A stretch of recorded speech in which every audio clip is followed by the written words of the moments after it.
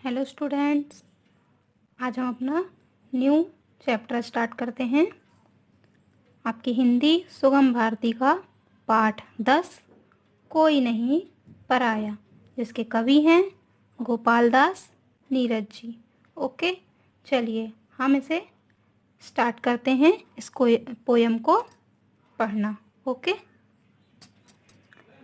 कोई नहीं पराया, मेरा घर सारा संसार है।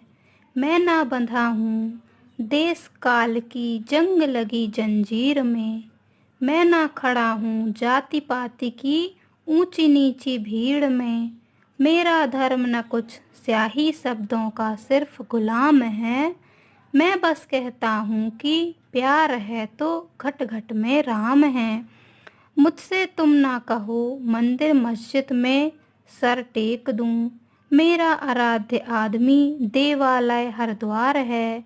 कोई नहीं पराया, मेरा घर संसार है।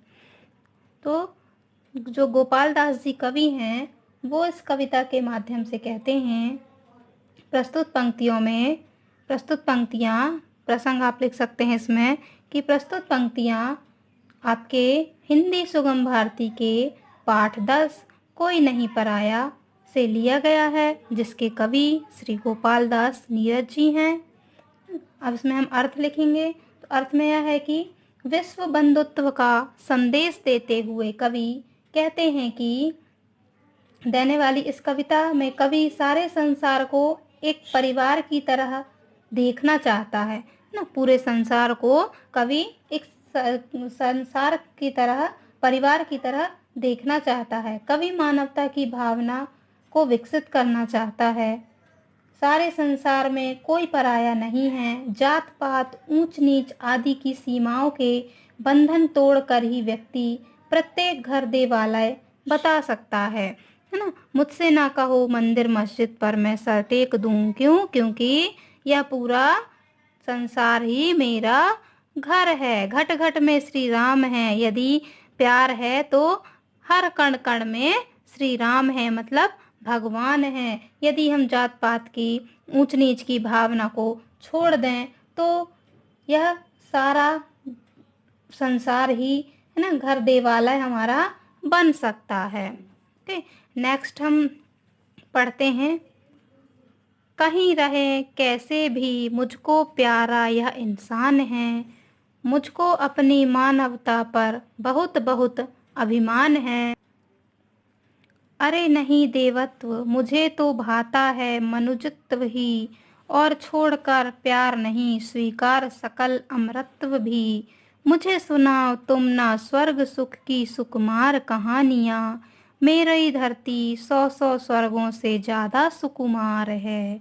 कोई नहीं पराया, मेरा घर संसार है ना। इसमें सकल का अर्थ संपूर्ण से लगाया गया है और सुकुमार मीन्स कोमल।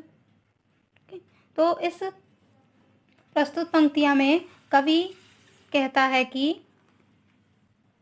उसे सभी इंसानों से प्यार है ना। प्रत्येक इंसान से वह प्यार करता है। उसे अपनी मानवता पर गर्व है। उसे देवत्व नहीं बल्कि मनुजत्व अच्छा लगता है।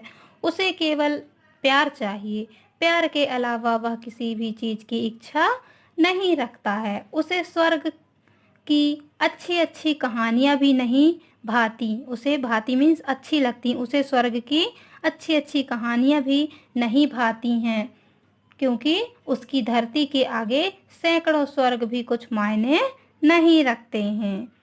मेरी धरती 100 स्वर्गों से ज़्यादा सुकुमार है मीन्स उसे स्वर्ग की कहानियाँ अच्छी नहीं लगती, क्योंकि उसकी धरती के आगे सैकड़ों स्वर्ग भी कुछ मायने नहीं रखते हैं। इसलिए वह कहता है कि उसे, कवि के लिए सारी दुनिया ही उसका घर संसार है। उसे सभी से प्यार है।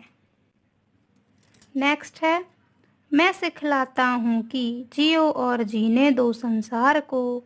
जितना ज़्यादा बांट सको तुम बांटो अपने प्यार को। हंसो इस तरह हंसे तुम्हारे साथ दलित या धूल भी। चलो इस तरह कुचल न जाए पग से कोई शूल भी। सुख ना तुम्हारा सुख केवल जग का भी उसमें भाग है। फूल डाल का पीछे पहले उपवन का श्रृंगार है। कोई नहीं पराया मेरा घर सारा संसार है। प्रस्तुत पंक्तियों में कवि इसमें एकता की भावना के बारे में बताते हैं कि जियो और जीने दो, है ना। शूल का अर्थ यहाँ पर कांटों से लगाया गया है और दलित मीन्स नीचे गिरा हुआ, नीची प्रकृति के व्यक्ति के लिए कहा गया है, और श्रृंगार मीन्स शोभा। ठीक है।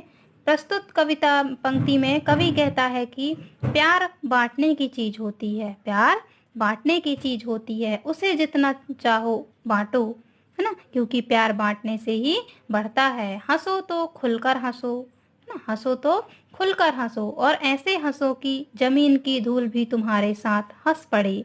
ऐसे चलो कि राह में कोई कांटा भी ना कुचले तुम्हारे पैरों को। पग मीन्स पैरों को।